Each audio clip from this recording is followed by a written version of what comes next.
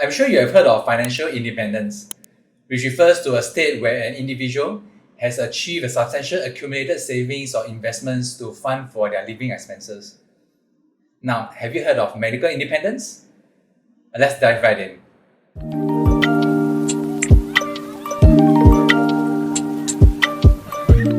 Hello everybody, my name is Adrian and welcome to another episode of Lim Kopi Fridays with Adrian. In this episode, we are going to dive deeper into medical independence, which is a term that I first heard from one of my clients over a decade ago. So he was a fund manager back then, and he understood that in order for him to continue to invest, he needs to remove certain uncertainty in his life, which is the inability to work.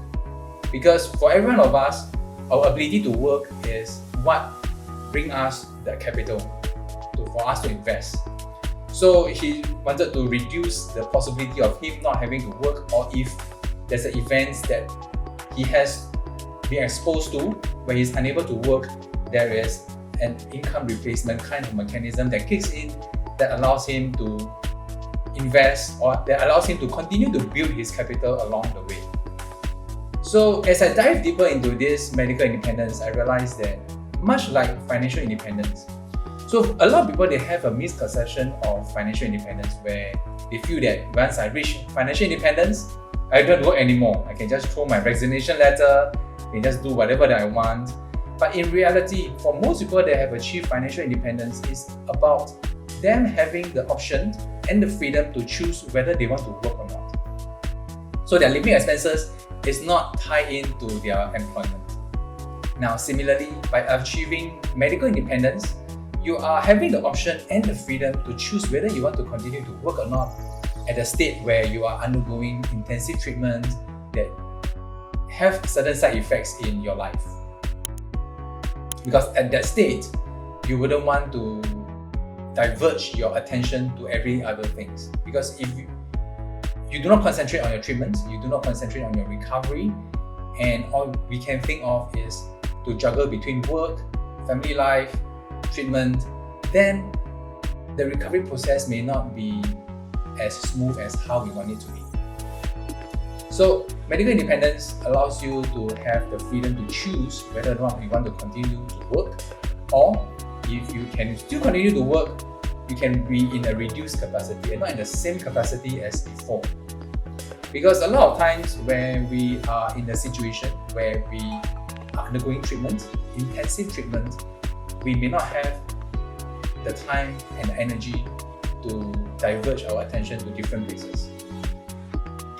And that could sometimes result in employer not renewing our contract, or they may ask us to go on no pay leave. And these are some of the common scenarios that have happened to people that I've known. So in order for us to plan for this, there are a few steps that you can consider in order to really plan for medical independence. Now, firstly, is to have a very comprehensive hospitalization plan, because having a comprehensive coverage for hospitalization allows you to reduce the possibility of you having to fork out your own cash to pay for the medical bills. Now, I know that for some of us who may have a pre-existing medical conditions, that is impossible to achieve. So there are two ways that we can fall back on if you are under this situation, and the first one would be to fall back on MediShield Life. Of course, the caveat is that for MediShield Life, it covers most of the bills for those that are under the subsidized route. So in this case, you might have to go for the subsidized route in order for your bills to be covered, for most of the bills to be covered.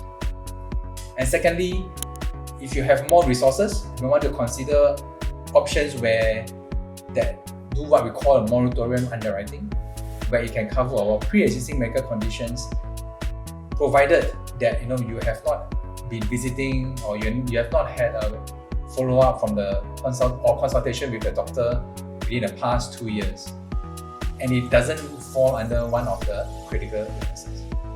So these are some of the additional options that you might want to consider in order for you to achieve to have the more comprehensive medical insurance.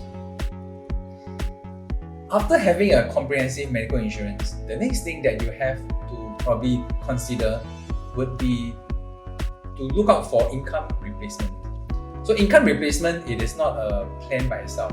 It is a portfolio of plans, of insurance policies that you can configure that allows you to achieve medical independence. So what do I mean by this? Now, there are certain plans that covers for disability. There are certain plans that cover for critical illnesses. There are plans that provides you with a lump sum if you are detected with a form of critical illness, and there are plans that pays you on a monthly basis. So it might be better for us to really, craft out a comprehensive plan itself. And sometimes comprehensive plan doesn't mean you have to commit a lot of resources. And there are options for us to really bring down the cost of these plans itself and to really come up with something that is compatible with us, that suit us, and also suit the nature of our job. Because some of us who are self-employed, we want to consider different options as compared to someone who has a stable job. Because the commitment level is different and the stability of the income is different as well. So these are some of the things that I will discuss with my clients when we are talking about this. And I will urge you to really have this kind of discussion to really look into what's best for you. Because at the end of the day, what you want, the outcome that you really want, is that when you are down with certain illnesses or certain critical illnesses, then you might want to have an additional backup fund that comes in to help you tide the situation over. Sometimes this can be for a shorter term, it can be for a longer term, and in some instances it can even be permanent. So we have to balance out what we really want in order to get this in place. And last but not the least is to apportion a part of our investments or our savings for situations that don't fall within the first two umbrella. So because the human body is so complex and we are exposed to so many different kinds of threats every day. So it is unlikely that we might be able to cater for every single scenario in the world. So if we are not doing that, then we might want to look at how we can minimize that, and we are able to utilize a part of our savings or investments to really cater for these unforeseen circumstances where none of our plans actually react to it, and we have the sufficient investments or savings to cater for that.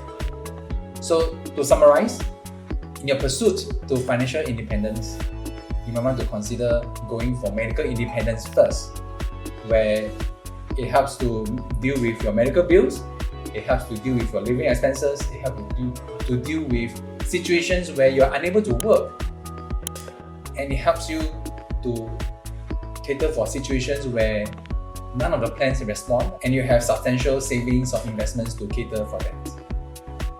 I hope this helps. I'll see you in the next episode.